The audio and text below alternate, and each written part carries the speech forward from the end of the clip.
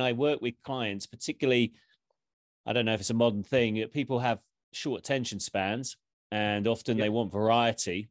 Yep. And they have inconsistency.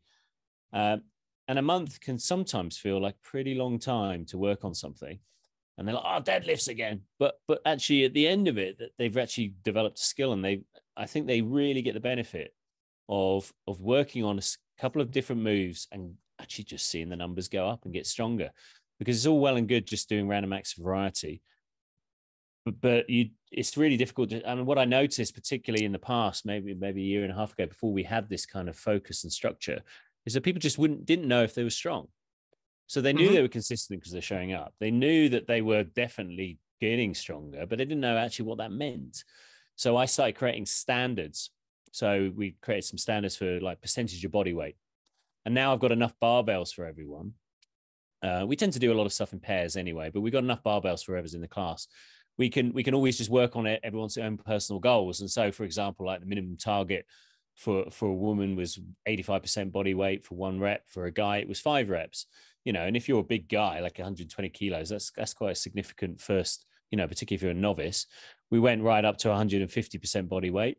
And, it just gives someone a chance to maybe by the time we bring deadlifts back around again before the end of the year, they'll those who've stayed with us will see progress, and certainly they saw progress over the month. We're now doing pull-ups, which I've never been able to do as a standard, which is really difficult. I can do pull-ups, but I've never been able to do them in the class context because we just didn't have enough equipment to allow us to play. Things about pull-ups, they're either body weight or not.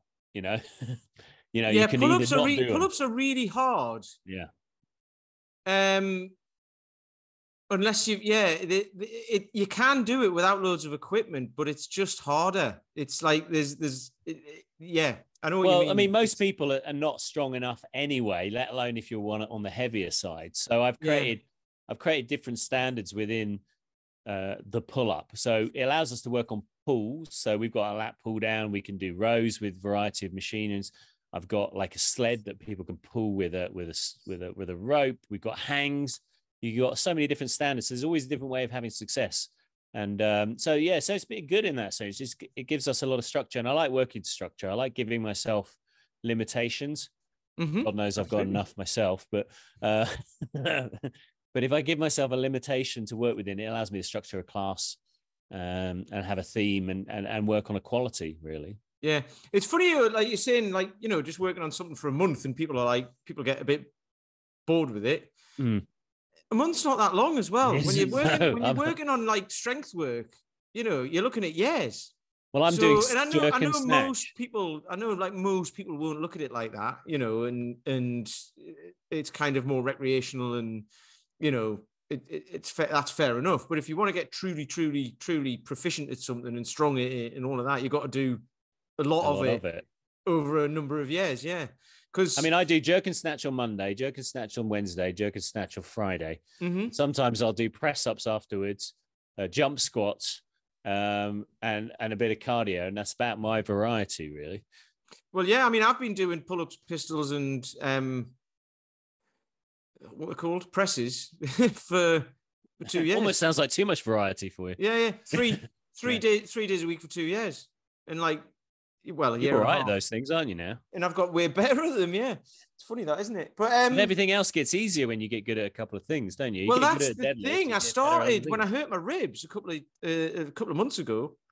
I couldn't do a press because I couldn't rest my arm on my rib. I could do about 3 pull-ups before it hurt.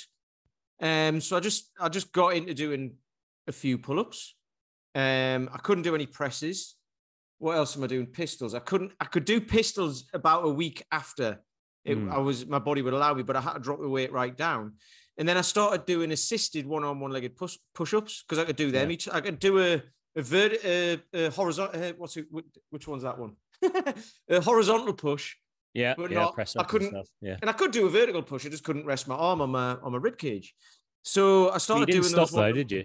No, I started doing those one-legged push-ups with like 2 fingers out of the side to support me, and they were relatively easy, and I hadn't done it for ages. But the whole body strength was there, Yeah. So yeah, everything is just way easier just from getting stronger at those few things. So there's like pistols as a full body movement when you're only using one leg. Pistol squat, pull up is a full body movement as well. And if you can't get your shoulder blades in the correct position, then you're not going to be doing pull ups for very long because your elbows will start hurting and your shoulders will start to get sore and all of that sort of stuff. And then with presses, it's doing it the technique that I'm using is it's an all over body exercise rather than what would you call it? The difference. So it's not necessarily isolation. A movement. It's more of an exercise for the entire body. So it actually it makes it easier and easier to push heavier weight, but it also gets your entire body involved. So it makes everything else easier.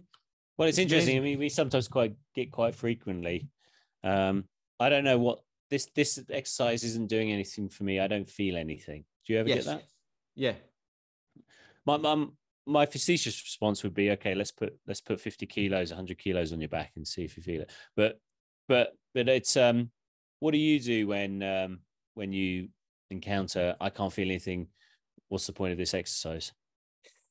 What I do is I ask people to put their faith in me for a start. That's a good way, yeah. And then I'll say, right, remember you said that. Because they might be doing, it doesn't matter what it is they're doing. They'll be doing it with a way that in 3-4 months' time, they'll find it a hell of a lot easier. Or I'll just take a video of them doing it or something, or a picture and go, I'll just take a video of you doing it and I'll show you it in a couple of weeks or whatever. I was like, I'm not going to send it anywhere, use it for anybody. I'll show you in a couple of weeks.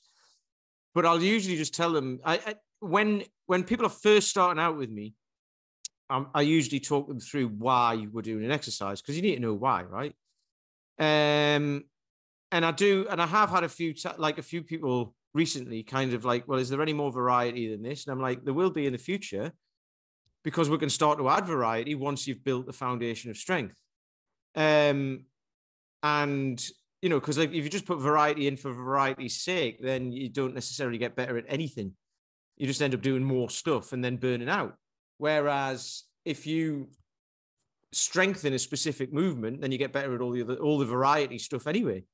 It's kind of like you just add it in as a little bit of spice here and there, and the guys who've trained with me, and I use the guys who've trained with me for years as examples, so, this guy started out and he couldn't use a weight in the beginning because he couldn't get into the position and his mobility wasn't very good and all that sort of stuff. So we had to work on that first before he could even pick up a weight and do a swing or anything like that. And then now look at him doing sets of 10 reps with a 28 kilo bell, pressing it above his head. Bosh, there you go.